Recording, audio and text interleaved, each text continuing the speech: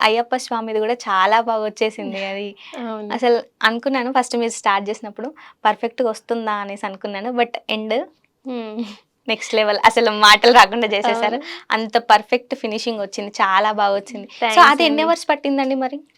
అది 5 అవర్స్ పట్టిందండి. 5 అవర్స్ పట్టింది. అంటే అది ప్లేట్ చిన్నది. ప్లస్ హ్మ్. ఫేసెస్ చిన్నగా ఉన్నాయి. అట్లన్నిట్లో డీటెయిలింగ్ చేయాలంటే చాలా కష్టం. అప్పుడు హ్మ్.